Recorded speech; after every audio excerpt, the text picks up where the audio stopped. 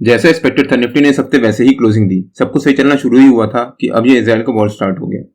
आपके हिसाब से इस वॉर का इंडियन मार्केट में क्या इंपैक्ट पड़ेगा, प्लीज कमेंट में बताइए। इस वीडियो में मैं अपने व्यू शेयर करूंगा कि मेरे हिसाब से इस वॉर का इंडियन मार्केट में क्या इंपैक्ट पड़ेगा, निफ्टी की अगले हफ्ते की मूवमेंट कैसी रह सकती है और उसके बाद देखेंगे कि निफ्टी के अगले हफ्ते के लेवल्स क्या रह सकते हैं। सो वीडियो काफी इंपॉर्टेंट होने वाला है, इसको बिना स्किप करे एंड तक जरूर देखिएगा। Hello friends, welcome to trade to spend. Nifty के वीकली एनालिसिस के एक और वीडियो में आपका स्वागत है। होप आपने हमारा पिछले हफ्ते का वीडियो देखा होगा जिसमें हमने अपने इस हफ्ते के लेवल शेयर किए थे।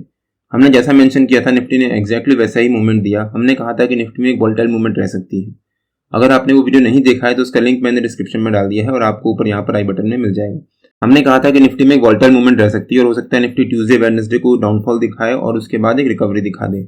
अगर हम निफ्टी के डेली चार्ट पे देखें तो निफ्टी ने एग्जैक्टली वैसे ही मूवमेंट दिया। निफ्टी ने ट्यूसडे और वेडनेसडे को एक शार्प फॉल दिखाया और उसके बाद थर्सडे और फ्राइडे को निफ्टी ने एक बहुत अच्छी रिकवरी दिखाई। निफ्टी की ये रिकवरी अच्छी मान सकते हैं बिकॉज निफ्टी ने यहाँ पर dragon fly sort of candlestick pattern बनाया था। ड्रैगन फ्लाई अगेन एक ट्रेंड रिवर्सल का इंडिकेशन होता है। इसके बारे में मैंने डिटेल वीडियो बनाकर अपनी डेली एनालिसिस के वीडियो में ऑलरेडी अपलोड कर दिया है। तो अगर आपने वो वीडियो नहीं देखा है तो वो प्लीज देख लीजिएगा। उसका लिंक मैंने डिस्क्रिप्शन में डाल दिया है और आपको ऊपर यहाँ पर आई बटन में मिल जाएगा।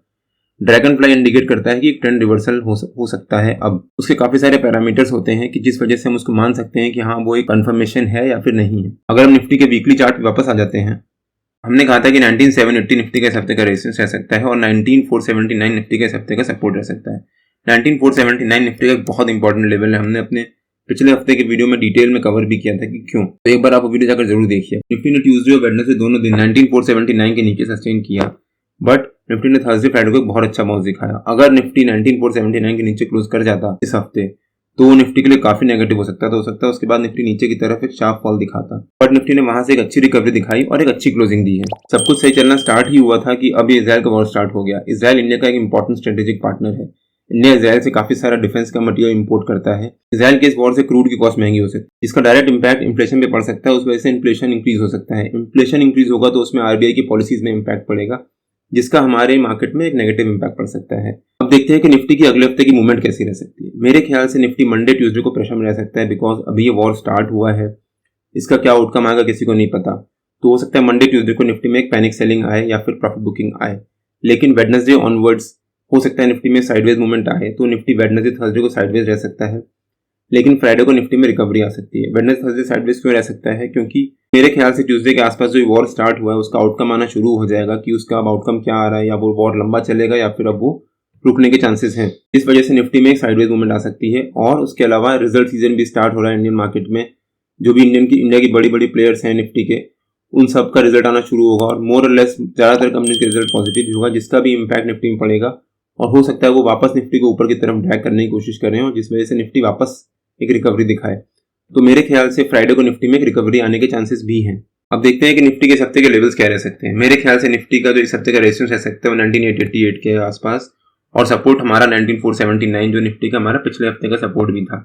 हो सकता है निफ्टी इस हफ्ते इसी रेंज के बीच में 19888 और 19479 इसी रेंज के बीच में ट्रेड करे और वीकली बेसिस पे इसी रेंज के बीच में क्लोजिंग दे।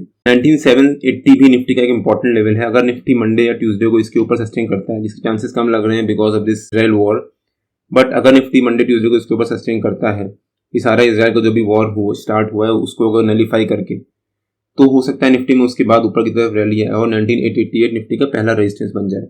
बट अगर निफ्टी इस हफ्ते 19479 के नीचे सस्टेन करता है और वीकली बेसिस पे वहां पर क्लोजिंग दे देता है, तो निफ्टी का नीचे का पहला टारगेट हो सकता है 19200 के आसपास। 19200 निफ्टी का अगेन इंपॉर्टेंट लेवल है। हमने पिछले कई वीडियोस में कवर भी किया है कि क्यों।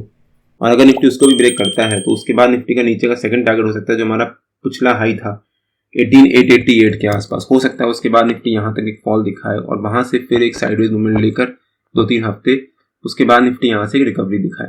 निफ्टी इस हफ्ते काफी वोलेटाइल रह सकता है, तो हमें उसका ध्यान रखना है। हमें डायरेक्टली जंप करके या फिर ओवरनाइट कोई भी कॉल या पुट बाय करके या सेल करके नहीं जाना, क्योंकि किसी भी डायरेक्शन में कुछ भी हो सकता है। इजराइल का वॉर स्टार्ट हुआ है, अगर वो वॉर आगे लंबा चल गया 2 दिन में, अगले मान लो कुछ उसका डिसीजन नहीं आया और अगर वो वॉर आगे चल गया तो हो सकता है उसका काफी नेगेटिव इंपैक्ट पड़ सकता है। और अगर दूसरी कंट्रीज भी उसमें कूद पड़ी तो उसका एक और नेगेटिव इंपैक्ट पड़ सकता है। हो सकता है उसके बाद मार्केट में काफी सारा करेक्शन आए।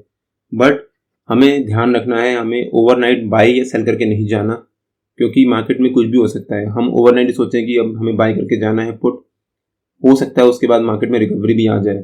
निफ्टी और बैंक निफ्टी के जो भी लेवल्स होते हैं वो डेली बेसिस पे मैं अपने टेलीग्राम चैनल में पोस्ट करता रहता हूँ। अगर आपने मेरा टेलीग्राम चैनल ज्वाइन नहीं किया है तो उसका लिंक मैंने डिस्क्रिप्शन में डाल दिया है और आप मेरे को टेलीग्राम में ट्रेड टू स्पेंड नाम से आजमा के ज्वाइन कर सकते हैं। अगर आपको वीडियो अच्छा लगा हो तो please like, share and subscribe और बेल आइकन जरूर हिट कर लीजिएगा, सो दैट जब भी मैं अपना अगला वीडियो पोस्ट करूँ आपको नोटिफिकेशन आ जाए। Till than happy trading and जय हिंद।